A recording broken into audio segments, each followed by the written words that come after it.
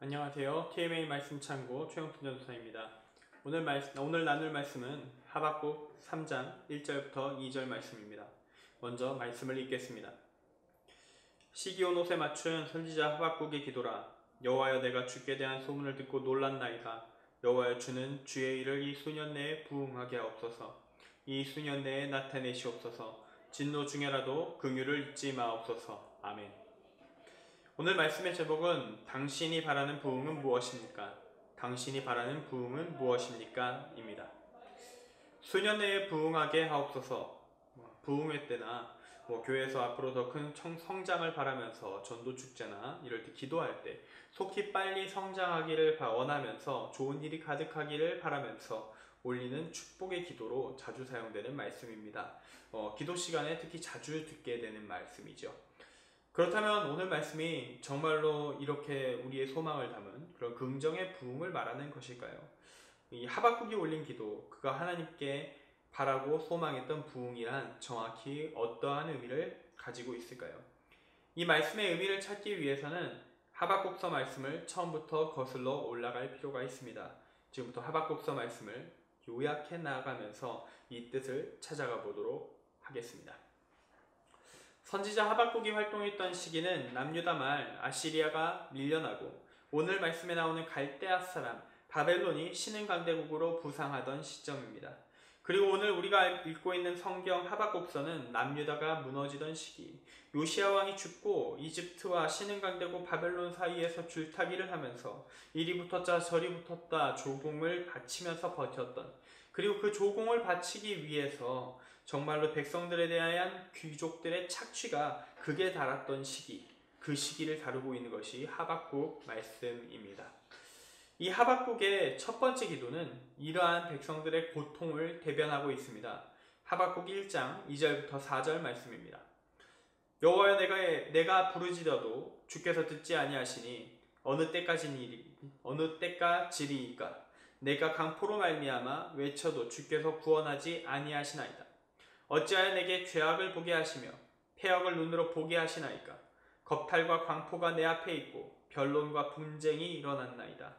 이러므로 율법이 해이하고 정의가 전혀 시행되지 못하오니 이는 악인이 의인을 야소 쌌으므로 정의가 굳게 행하여 짐이니이다. 그리고 이러한 죄악의 현실에 대한 하나님의 답변은 하박국의 기대와는 좀 거리가 먼 것이었습니다. 하박국은 이 가운데 정의가 회복되기를 바라고 있었지만 하나님은 이 죄악에 대해 심판하시겠다는 뜻을 밝히십니다. 그것도 이민족인 바벨론을 통해서 말이죠. 하박국은 그러한 하나님의 뜻을 거부합니다. 그렇게 다시 한번 기도를 올립니다. 탄원의 기도를 올립니다. 1장 13절 말씀입니다. 주께서는 눈이 정결하심으로 악을 참아 보지 못하시며 패역을 참아 보지 못하시거늘 어찌하여 거짓된 자들을 방관하시며 악인이 자기보다 의로운 사람을 삼키는데도 잠잠하시나이까? 하박국은 적어도 아무리 남유다가 타락했어도 바벨론이 더 악한데 더 악한 바벨론이 남유다에 대한 심판자로 쓰이는 것 부당하다고 말하고 있습니다. 그리고 하나님은 이렇게 의문을 표하는 하박국의 질문에 정확히 답을 해 주십니다. 그것은 하박국이 원하는 답은 아니었지만 적어도 하박국이 납득할 수 있는 답이긴 했습니다. 하박국 2장 4절 말씀이죠. 보라, 그의 마음은 교만하여 그 속에서 정직하지 못하나 의인은 그의 믿음으로 말미암아 살리라. 여기서의 교만한 자, 정직하지 못한 자의 첫 번째 대상은 1차적으로 현재 남유다의 백성들을 압제하고 있는 남유다 사람들, 그 귀족들, 강한 자들, 그 악한 자들입니다. 하박국의 첫 번째 기도에서 문제 제기의 대상이었던 그들이죠. 백성을 압제하고 자기만 아는 이기주의자들, 우상 숭배에 깊이 빠져들어서 백성들 전체를 타락시키는데 그 선두에 서 있었던 그 남유다의 상류층, 그들 전반이 포함됩니다. 참고로 말씀드립니다만 고대에는 현대와 달리 상류층의 결정이 백성들의 결정으로 바로 치환되곤 했습니다. 즉 위가 회개하면 아래는 자연스럽게 모두 다 회개하는 거였어요. 그게 고대입니다. 권력이 위로 집중되어 있을수록 왕정이 확립되어 있거나 또는 통치 구조가 단순할수록 이런 현상이 심했지요. 그래서 과거에 로마 제국이 게르만 민족 대침공으로 멸망하고 나서 이 게르만 민족들 전도할 때 전도의 1차적인 대상들은 당시의 군주들이었습니다.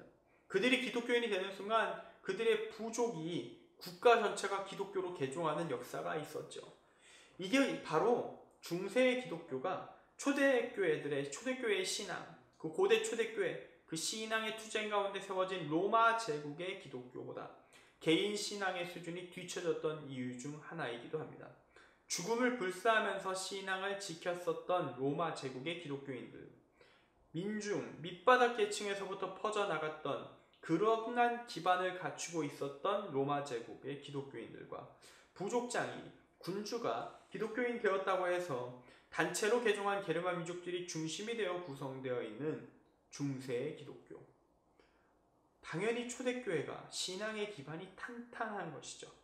그리고 또 다른 이유가 있다면 이 고대의 유산들, 초대교회의 신앙적 유산, 이 중세교회가 이 초대교회보다 힘이 약했던, 신앙이 약했던 이유가 있다면 그들은 이 고대 유산, 신앙 유산, 설교, 주석, 신학, 철학, 당대의 철학과 대등하게 싸웠었고 결국 승리했던 그 로마 제국 초대교회 그때의 그 신앙적인 결과물, 학문의 결과물들을 게르만 민족 대침공 때 대거 상실했습니다. 다 잃어버렸어요. 기록물들이 상당수가 타버리고 유실되고 나중에 막 발굴해서 되찾고 막 뒤져서 찾고 추적해서 찾고 그렇습니다.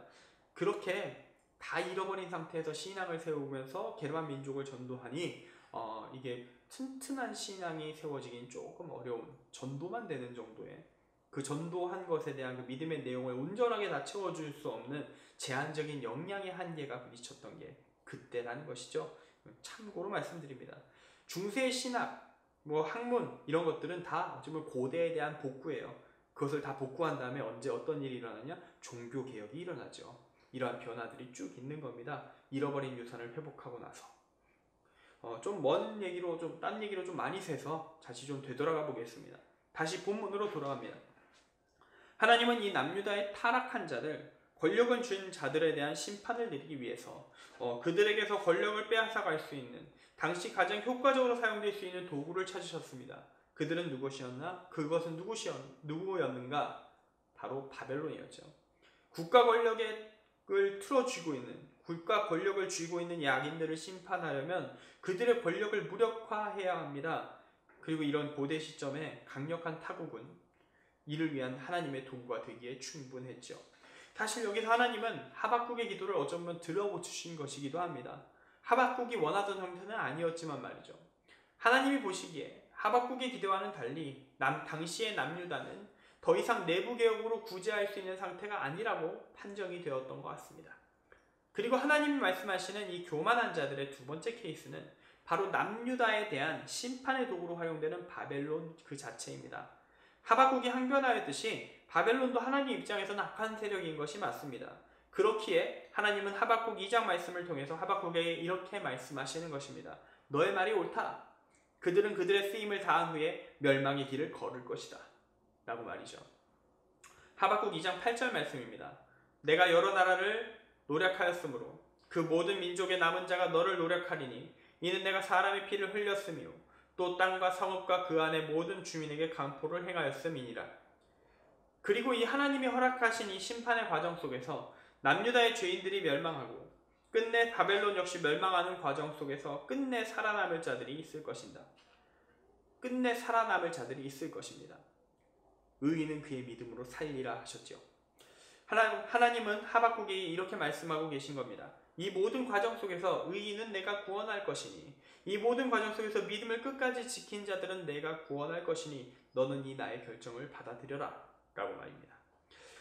의인은, 믿음을 지킨 자는 이 전쟁의 환난 속에서도 구원받을 것입니다. 끝내 하박국 2장 14절 말씀이 이루어질 것입니다. 이는 물이 바다를 덮음같이 여호와의 영광을 인정하는 것이 세상에 가득함이니라. 아멘. 물론 이 구원이 환난에서의 생명의 보전을 약속하는 것은 아닙니다. 왜냐하면 하박국서는 이 악한 자들로 인해 수없이 많은 이들이 죽임을 당할 것을 이야기하고 있기 때문이죠. 이처럼 이 땅에서 의인이 죽임당할 수 있습니다. 이 땅에서 고통당할 수 있습니다. 순교자들이 죽었던 것처럼 이 땅에서 일반적인 행복 크게 누리지 못할 수도 있습니다. 그러나 그들의 고통은 결국 하나님의 구원으로 보상받을 것입니다. 마찬가지로 이 땅에서 악인들이 겉으로 보기에 행복하게 많은 것들을 누리며 살다 죽을 수 있습니다. 그러나 그들은 그 죄에 대한 대가를 결국 치를 것입니다. 공의로우신 하나님은 이 땅 현실의 물질계만 다스리시는 분이 아니시고 천국과 지옥을 포괄하는 온 세계의 통치자이시기에 끝내 죄악의 대가를 치르게 하실 것입니다. 그러므로 여기서 의인이 얻을 삶, 끝내 이루어질 구원은 거시적인 차원에서 볼 때에는 결국 이루어질 이스라엘이라는 민족 차원의 회복, 페르시아 고레스 왕 때의 바벨론 포로 귀환을 의미할 것입니다. 그리고 미시적인 차원, 한 사람 한 사람의 영역으로 볼 때에는 믿음을 지킨 의인들이 누리게 될 하나님 안에서, 주님 안에서 함께 누리는 평안, 구원, 천국을 의미하겠죠. 바로 여기까지 하나님의 답을 받고 나서 다시 하나님께 올리는 기도의 시작이 바로 오늘 말씀 하박국 3장 1절부터 2절 말씀인 것입니다. 앞의 흐름을 그대로 인식한 채로 이제 이 말씀을 보고 천천히 묵상해 봅시다. 여호와여, 내가 주께 대한 소문을 듣고 놀랐나이다. 이 놀라움은 1차적으로는 하나님의 응답을 듣고 자신이 가지고 있었던 기대와 다른 기획을 갖고 계신 하나님에 대한 놀라움을 담고 있다고 볼 수 있습니다. 하박국은 내부의 개혁을 통한 남유다의 타락상이 회복되는 것과 타국의 침략으로 인한 고통에서 벗어나는 것을 원하고 기대했는데, 하나님은 남유다의 죄악을 발본색원하는데 타국을 사용하시고 끝내 그 타국 역시 그 죄악에 따라 멸하심으로써 의인만 남기시겠다고 이야기하고 계셨으니까요. 이 놀랍고도 두려운 이 하나님의 뜻에 대해 하박국은 결국 받아들입니다. 다만 이제 하나님께 간청하지요. 그 기간을 줄여달라고 간청합니다. 여호와여, 주는 주의 일을 이 수년 내에 부응하게 하옵소서. 이 수년 내에 나타내시옵소서. 진노 중에라도 긍휼을 잊지 마옵소서. 여기서 오늘 말씀을 정리할 수 있을 것 같습니다. 오늘 말씀의 제목은 당신이 바라는 부흥은 무엇입니까? 였습니다. 오늘 말씀에서 수년 내에 부흥하게 하옵소서. 이 말씀은 단순한 부흥, 성장을 바라며 올릴 수 있는 기도가 아닙니다. 순수하게 교회를 위한 긍정적인 마음을 품고 부흥을 소망하며 기도할 수는 있겠지요.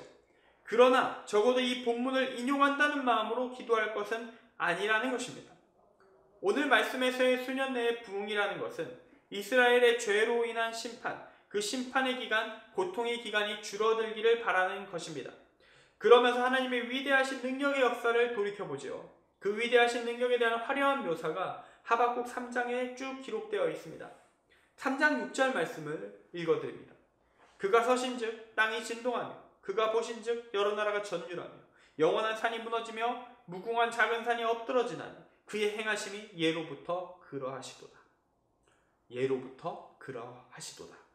이전에 우리 민족 가운데 기적으로 임하셨던 하나님, 지금의 상황을 충분히 되돌이키실 수 있는 하나님, 마음만 먹으시면 기간 충분히 단축시켜 주실 수 있는 하나님, 우리에게 자비를 베풀어 주소서. 기도합니다. 진노 중에라도 긍휼을 잊지 마옵소서.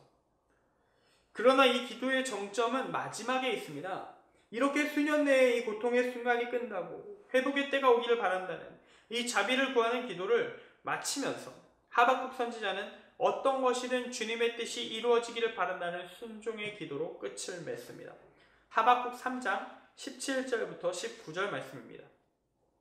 비록 무화과 나무가 무성하지 못하며 포도나무에 열매가 없으며 감람나무에 소출이 없으며 밭에 먹을 것이 없으며 우리의 양이 없으며 외양간에 소가 없을지라도 나는 여호와로 말미암아 즐거워하며 나의 구원의 하나님으로 말미암아 기뻐하리로다. 주 여호와는 나의 힘이시라. 나의 발을 사슴과 같게 하사 나를 나의 높은 곳으로 다니게 하시리로다. 아멘. 내 기도 들어주지 않으셔도 괜찮다는 겁니다. 그때가 속히 오기를 바라지만 그때가 설사 늦을지라도 나는 그보다 더 중요한 것이 무엇인지를 알고 있다는 겁니다. 때가 빨리 오든 늦게 오든 내가 믿음을 지킬 수 없다면 때가 빨리 와도 구원받지 못할 것을 알고 있다는 고백이죠.